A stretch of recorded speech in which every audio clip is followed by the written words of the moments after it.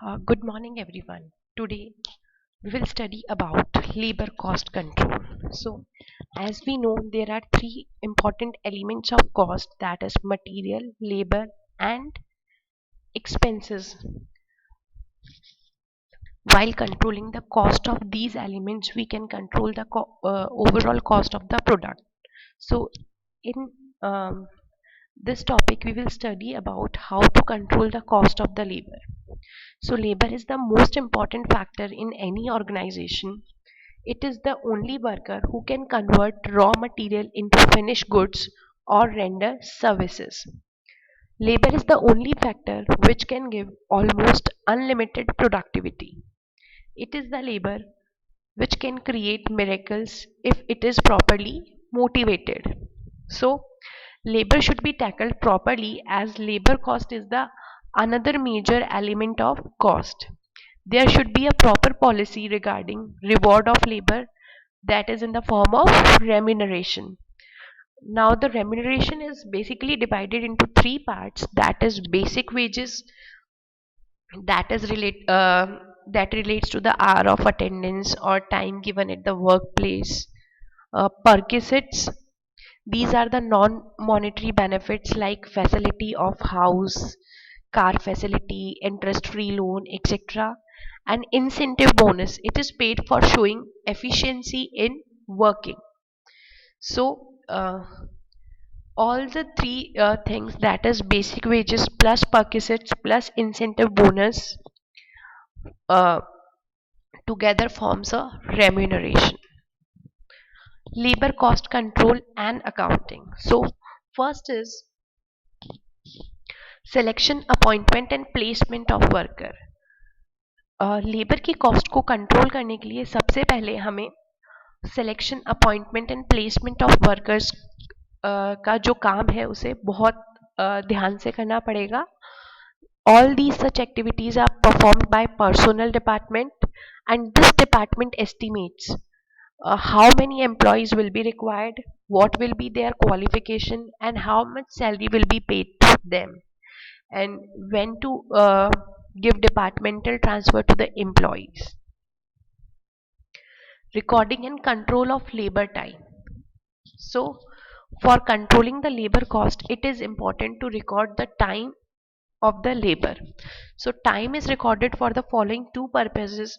First is for the preparation of time card or timekeeping, and the second one is for the preparation of job cards or time booking. So preparation of time card. In every factory, proper record is maintained regarding time at which worker entered in the factory and the time at which worker left the factory.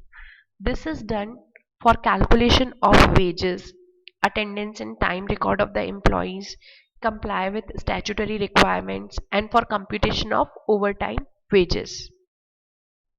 Now, the attendance of workers may be maintained in different ways, such as we can mark the attendance of workers as daily muster roll, token or disk method, time recorder, or clock card.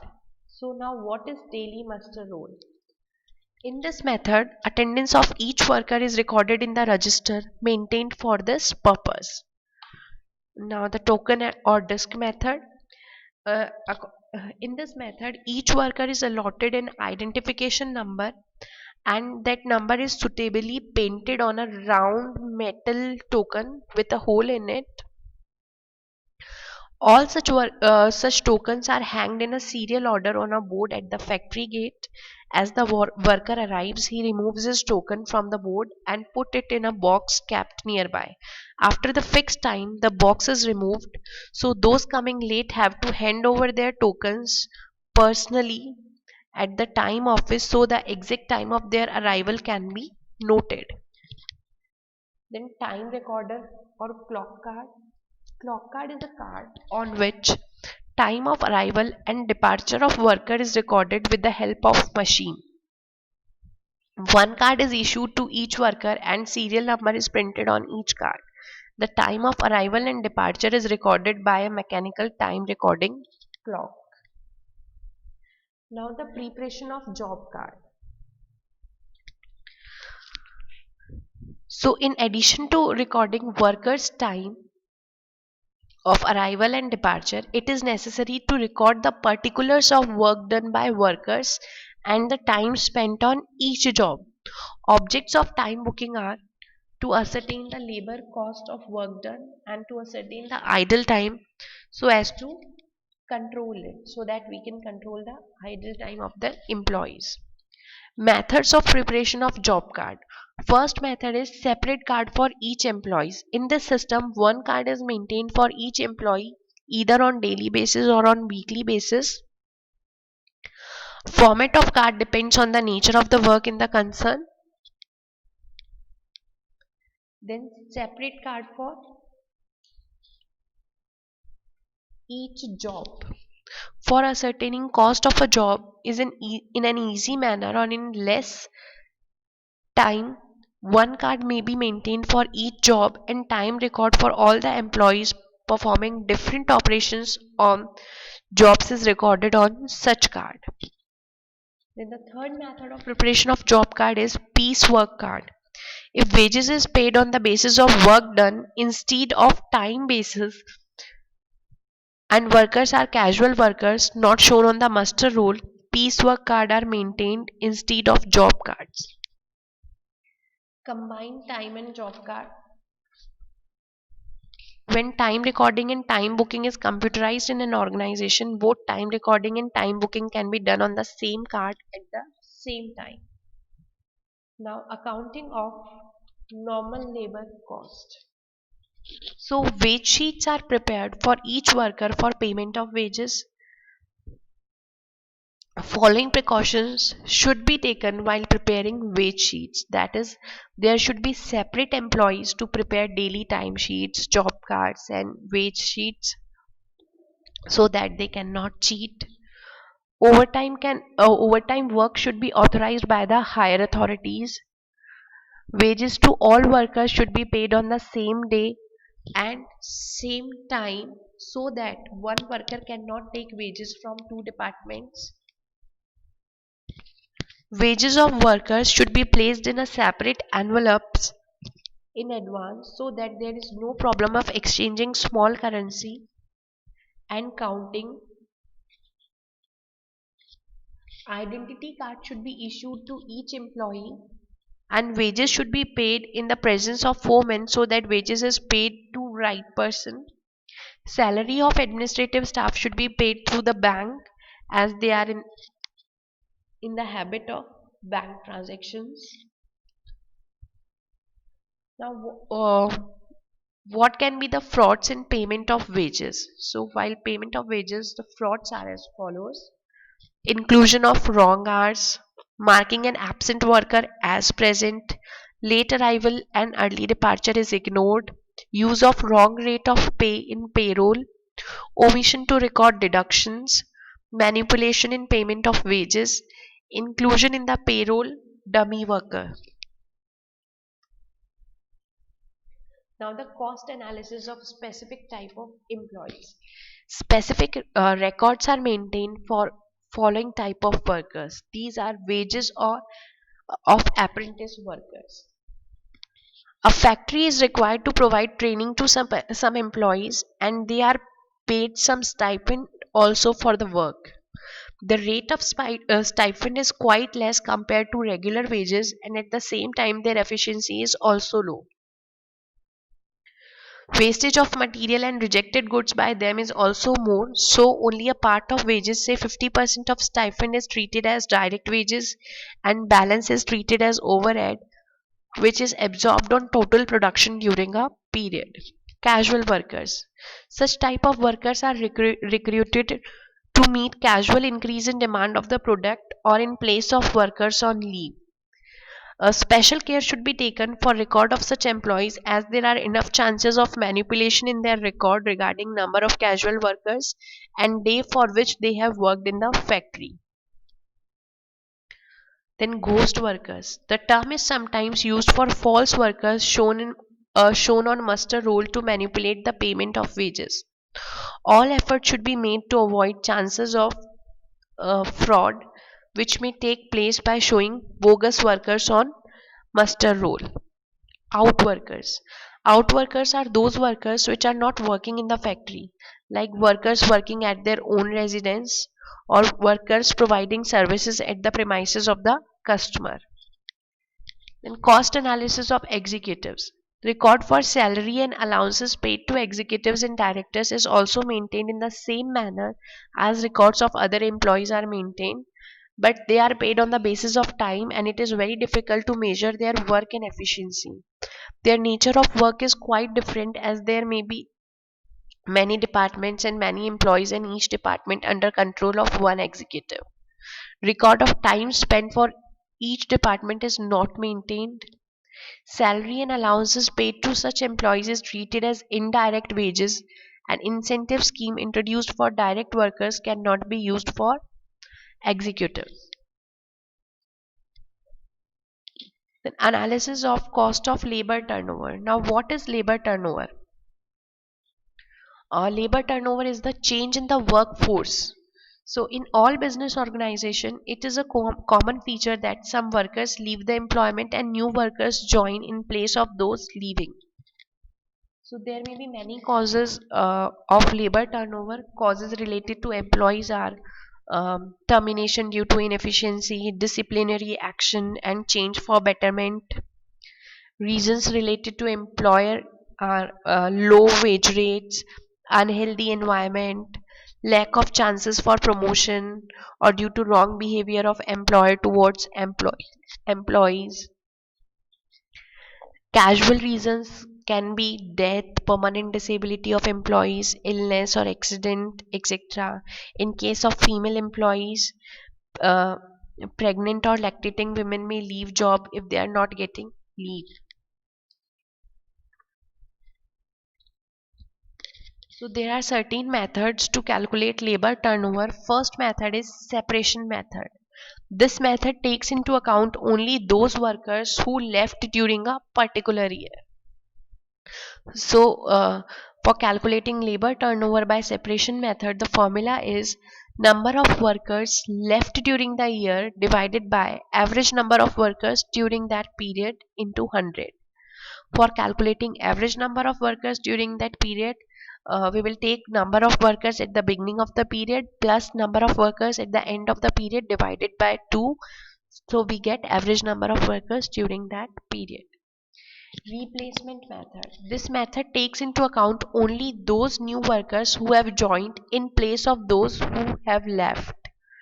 So according to replacement method, calculation of labor turnover is number of workers replaced during the year divided by average number of workers during that period into 100.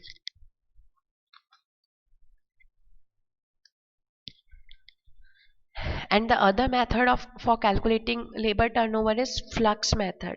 This shows the total change in the composition of labor force due to separations and additions of workers. So the formula uh, by flux method is number of workers left plus number of workers replaced divided by average number of workers during that period into 100.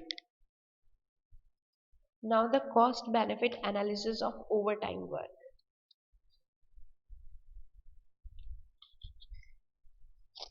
Overtime is required in the following circumstances: when there is a seasonal rush of work, when making up of time lost due to unavoidable causes, completion of job within a specified period is required, when material is of perishable nature, if it is not used within a certain period of time, it will damage, general pressure of work, shortage of labor.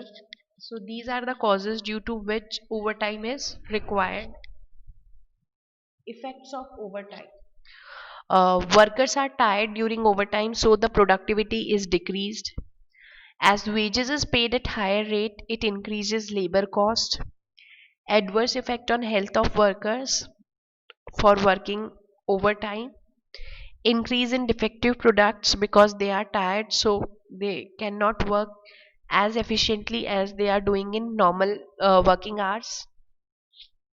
Workers are working slowly during normal time to get overtime sanctioned because wages are paid at higher rate during overtime work. The control of overtime. Overtime should be permitted only if it is urgently required. It should be sanctioned by competent authority. Effective supervision is exercised during overtime work. There must be proper flow of work during normal working hours. Now, accounting of overtime. If overtime is worked at the request of the customer or to complete an order, then it is charged to job or order. If overtime is worked due to general pressure of work, it may be considered as overhead. If it is due to departmental delay, then it should be charged to concerning department. If it is due to unavoidable causes, it may be charged to costing profit and loss account. And if it is due to seasonal rush, it may be charged to the job directly. Cost analysis of losses due to idle time. So what is idle time? Idle time signifies the time for which employee attends the workplace but does not actually work. It represents the wages paid for the time lost. Then causes of idle time related to production like lack of material, lack of machine, lack of power, lack of instructions, due to which uh, labor is not actually working. Then administrative causes like mismanagement, transfer of workers at different places in the same day, employer employee tussle. If there is any conflict between employer and employee, it should be resolved at an early stage. Economic causes of idle time. Other causes other causes may be workers are not working properly, or if there is no value of hard working in the factory, society or workers will develop a tendency of going slow. So these are the causes of idle time. Nature of idle time for accounting purpose. So there is two types of idle time for accounting purpose. One is normal idle time. So normal idle time, if idle time is inevitable even in standard condition, it is known as normal idle time and it is absorbed in cost. Workers are paid from the time which is mentioned in the muster roll maintained at the gate of the factory, but it takes some time to reach at the workplace. Such time is known as normal idle time. Likewise, workers are paid for holidays, some type of leaves for which no work is done. Such wages are also treated as wages for idle time. Then, abnormal idle time indicates the idle time noticed in excess of the normal idle time. In addition to it, idle time due to abnormal circumstances is also known as abnormal idle time. For example, idle time due to machinery breakdown, power failure, non availability of material and equipment, etc. Abnormal idle time can be further classified into two categories. First is controllable idle time, which we can control by proper action and good planning, and uncontrollable idle time, which cannot be controlled by the individual. This this idle time is arising due to unforeseen events which are uncontrollable. So these are the various ways by which we can by considering these we can control the cost of the labor, so that we can control the overall cost of the product. Thank you.